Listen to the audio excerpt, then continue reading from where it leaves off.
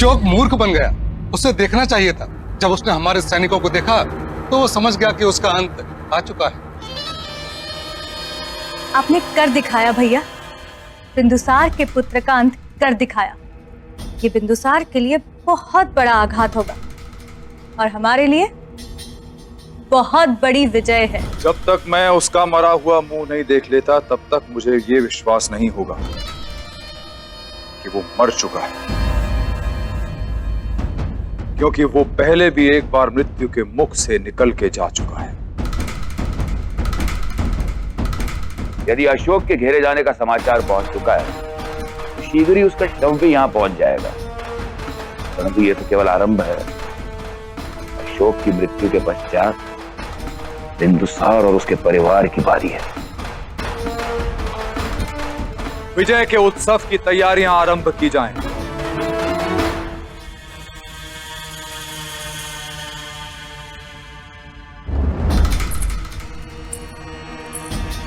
स्वागतम, स्वागत है उस कन्या का जिसने हमारी ये जीत सुनिश्चित करवाई। तुम्हें इस योगदान के लिए पारितोषिक दिया जाएगा।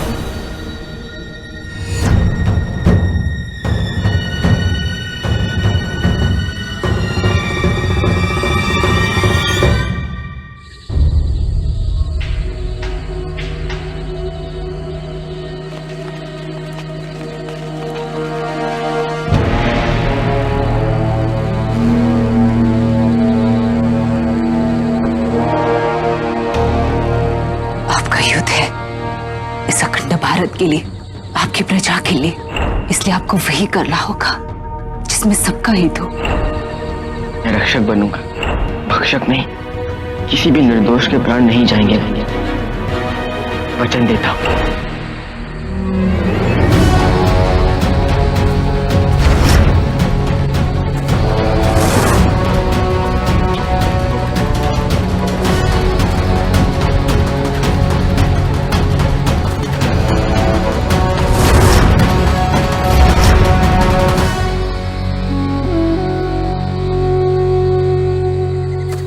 अशोक रुको, भावुकता निर्णय का आधार नहीं बन सकती। अशोक जाओ उसके साथ, रोको उसे, अनर्थ हो जाएगा।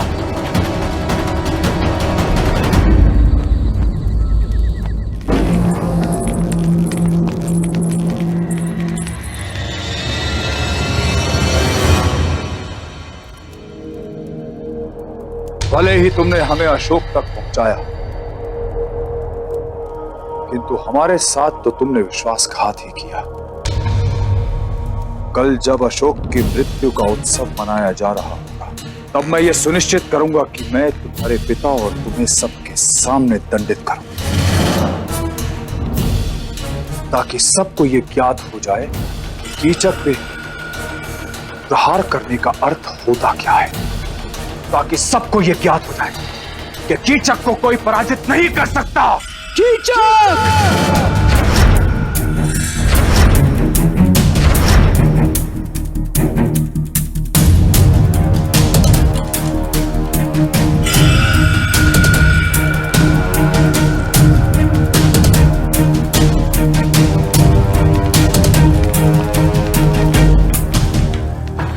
बाबा,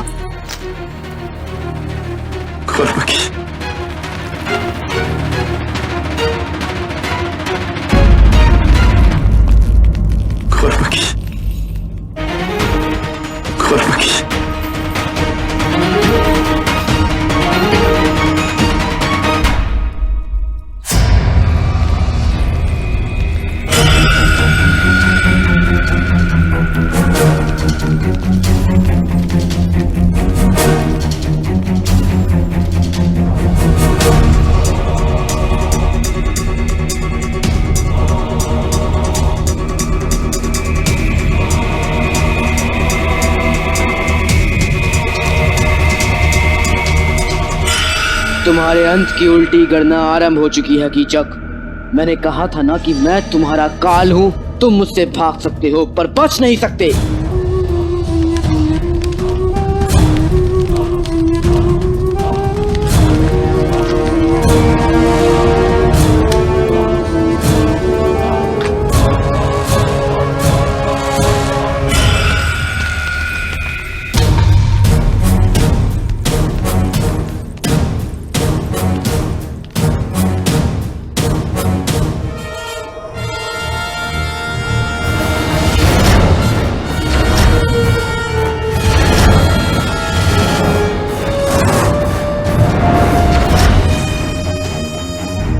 मैंने कहा था ना, फिर स्मरण कराने आ रहा हूं। ये मुख भूलना नहीं, क्योंकि मृत्यु से पहले अंतिम बार तुम मुझे ही देखने वाले हो। मारने को तो मैं तुम्हें आज ही मार लेता, ये शूल तुम्हारे हृदय में भी लग सकता था, पर मैं तुम्हें इतनी सरल मृत्यु नहीं दूंगा कीचक। मैं तुम्हें पहले पराजित करूंगा। आज इस क्षण से तुम अपनी मृत्यु के भय में जियोगे और ये भी कल्पना करोगे कि तुम जीवित हो तो क्यों। जिस धनंजय को माध्यम बनाकर तुमने मेरे साथियों का रख पाया है, सबसे पहले तो मैं उसी की हत्या करूंगा, ताकि तुम्हें विश्वास हो जाए कि तुम्हारी पराजय तुम्हारे कितने समीप है। धनंजय, तुम्हें मेरे साथियों के प्राणों का मूल्य चुकाना होगा। मैं प्रण लेता हूं, कल सूर्यास्त होने से पूर्व मैं धनंजय का वध करूंगा। यदि ना कर सका तो मैं स्वयं अपने प्राण त्याग लूंगा।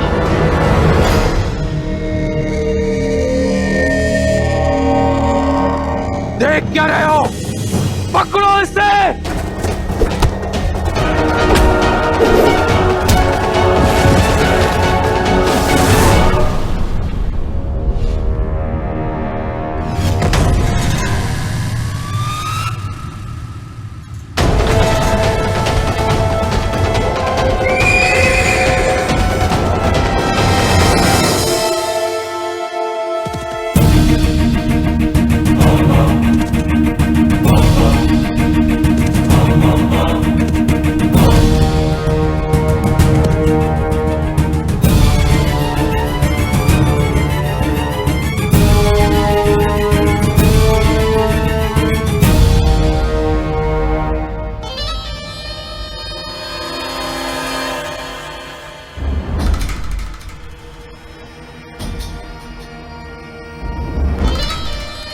अब मैं ये और सहन नहीं कर सकता, नहीं सहन कर सकता मैं।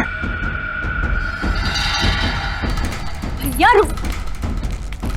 अनायक, मेरे मार्ग से हट जाइए अमात्य राक्षस। मैं नहीं हटूंगा। अमात्य! अनायक, बिजली गिरने का उपयुक्त समय और स्थान होना चाहिए, तभी विनाश पूरा होता है।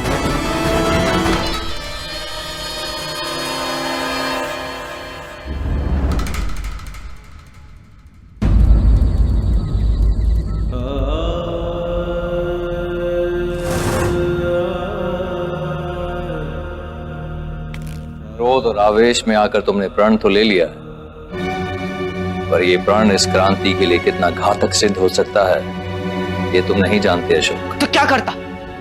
हाथ में हाथ रख के बैठा रहता? आप वहां नहीं थे आचार्य।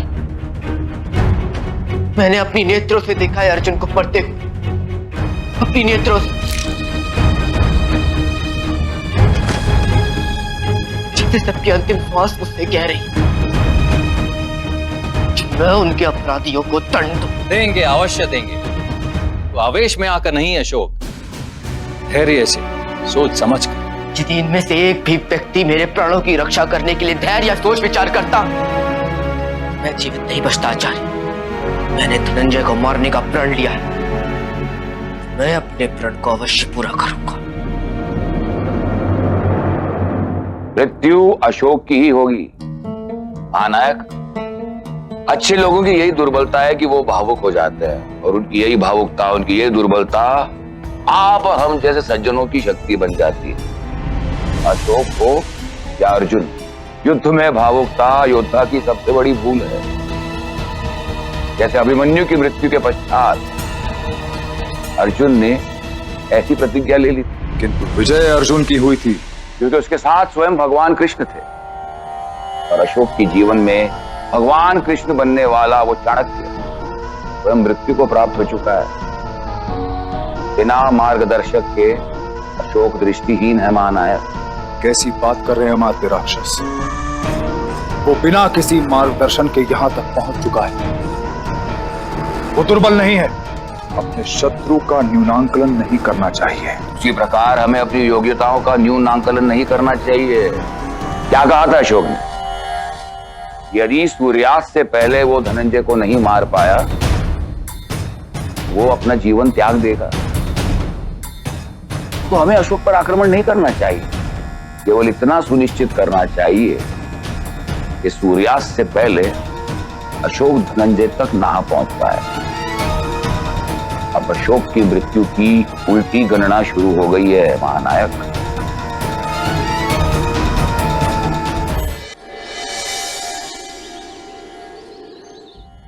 आज का सूर्योदय तुम्हारे जीवन का अंतिम सूर्योदय हो सकता है अशोक। धनंजय की सुरक्षा के लिए कीचक ने अपने सर्वश्रेष्ठ सैनिक नियुक्त किए हों। यदि तुम धनंजय तक पहुंचने में असफल रहे, बिना किसी पछतावे के मृत्यु को स्वीकार कर लूंगा, क्योंकि आज प्रश्न मेरे जीवन का नहीं, आज प्रश्न है उस विश्वास का जो इन सबको मुझ पर है। यदि मुझे कुछ हुआ तो कल कोई और अशोक आ जाएगा, पर यदि इनका विश्वास टूटा तो फिर कितने भी अशोक अपने प्राणों का बलिदान दे, वो विश्वास नहीं लौटेगा। अशोक ने कभी स्वप्न में भी नहीं सोचा होगा कि आज क्या होने वाला है। अर्थात धनंजय को मैं ऐसी जगह छुपा रहा हूं जहां अशोक तो क्या, सूर्य की किरण भी नहीं पहुंच सकती। उसके ऊपर की ओर बने कक्ष में प्रवेश का और निकास का केवल एक ही मार्ग है। पहले तो अशोक को यह ज्ञात ही नहीं होगा कि धनंजय कहां छुपा है, लेकिन अगर ज्ञात हो भी गया तो उसे यह कभी नहीं पता चलेगा कि वहां पहुंचने का मार्ग क्या है।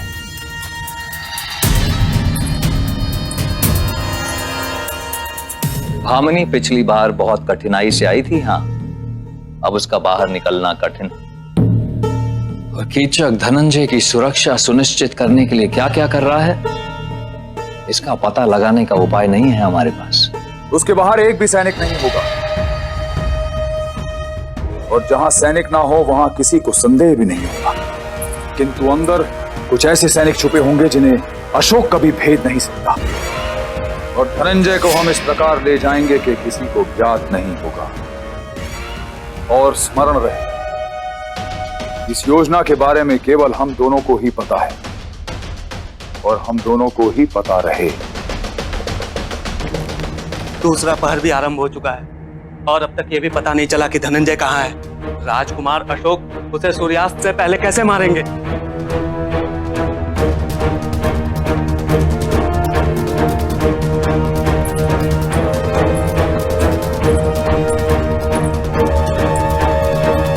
मुझे इस बात का दुख नहीं है कि मेरा एक पुत्र नहीं रहा, दुख इस बात का है कि मेरा दूसरा पुत्र क्यों नहीं है, जिसे मैं तुम्हारे साथ भेज दी कीचक को मारने के लिए।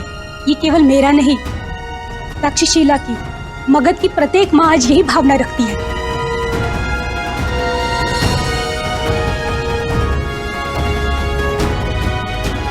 विजयी भव।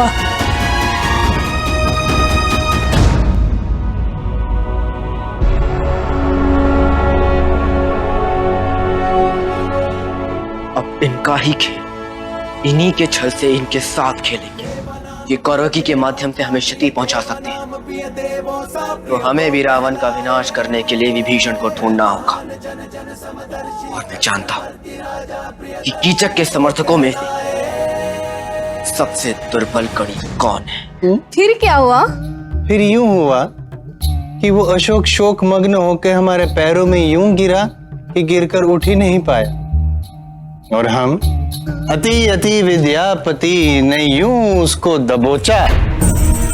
आप जितनी भयभीत और अचंभित हुई हैं, उससे कहीं अधिक अचंभित होकर अशोक ने हमसे पूछा कि अग्निबाहु जी, आप तो कह रहे थे कि आप तन से कोमल हैं। हमने कहा, हम जो दिखते हैं वो हैं नहीं, और जो हैं वो हाँ, तुम मौर्य वंश अवश्य दिखते हो और हो भी होंगे, हमें क्या। किंतु अग्निबाहु की क्रोध की अग्नि से ईश्वर भी तुम्हें बचा नहीं पाएगा। ये सुनते ही पता है क्या हुआ?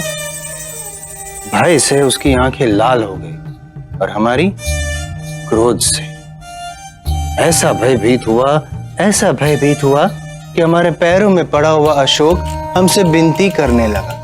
अशोक ने हमसे कहा कि अग्निबाहु जी, आपको दुर्बल समझकर हमने बहुत बड़ा पाप किया है, हमें क्षमा कीजिए ना। अब जब पाप किया है तो फल तो मिलेगा। हमें फल मिलेगा कि नहीं?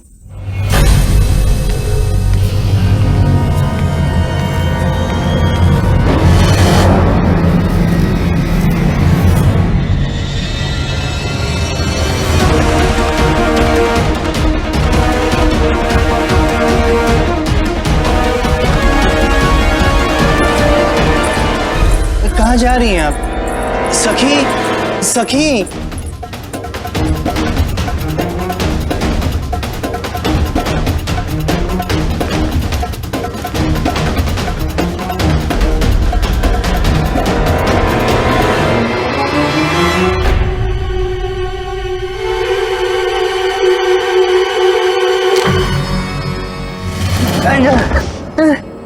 कौन है? कौन है?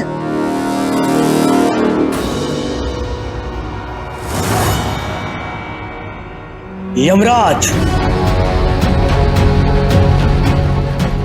या तुम्हारा जीवन दाता, जो तुम बताओगे हम इस बात पर निर्भर करेगा कि तुम मेरी सहायता करने के लिए तत्पर हो या नहीं। किंतु हम आपकी सहायता क्यों और कैसे करें? हम देखिए, ये हटाइए, हम तन से बहुत कोमल हैं। पर मन से नहीं। धनंजय कहाँ है अग्निबाहु? धनंजय? ये आंखें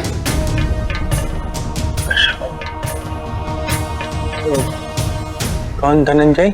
मैं दूसरा अवसर देता हूँ, तीसरा नहीं। अंतिम बार पूछ रहा हूँ कि धनंजय कहाँ है? हम सही बता रहे हैं, हमें नहीं पता धनंजय कहाँ है। महानायक कीचक ने कहीं तो छुपा के रखा है, लेकिन कहाँ वो हमें नहीं बताया।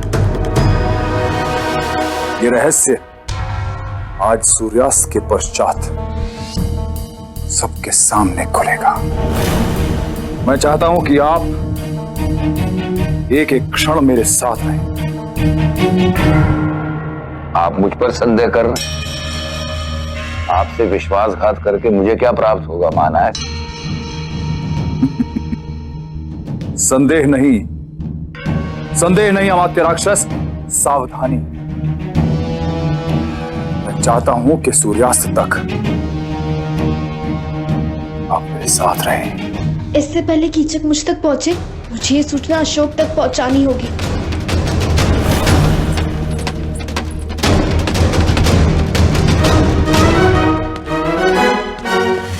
आज तुम जीवित बच के नहीं जाओगे। ज्ञात नहीं है तो पता करो। ये असंभव है महानायक कीचक, हमें कभी नहीं बताएंगे। असंभव की संभावना मेरी शब्दावली में नहीं है और तुम्हारे पास कोई दूसरा विकल्प भी नहीं। समय का अभाव है अग्निबाहु, और इसलिए जो करना है तुरंत करना होगा। अशोक, जैसा आप कहेंगे वैसा हम करेंगे। हम करेंगे, किंतु उसके लिए आपको हमें छोड़ना होगा। पर मन से कोमल मैं भी नहीं हूं अग्निबाहु, जो तुम्हारी बातों में आकर तुम्हें छोड़ दूं। अर्थ का अनर्थ कर रहे हैं। कहने का तात्पर्य ये है कि आप हमें छोड़ेंगे तभी तो महानायक कीचक से मिलेंगे, उनको पूछेंगे, वो हमें बताएंगे, तभी तो हम आपको बताएंगे धनंजय के बारे में।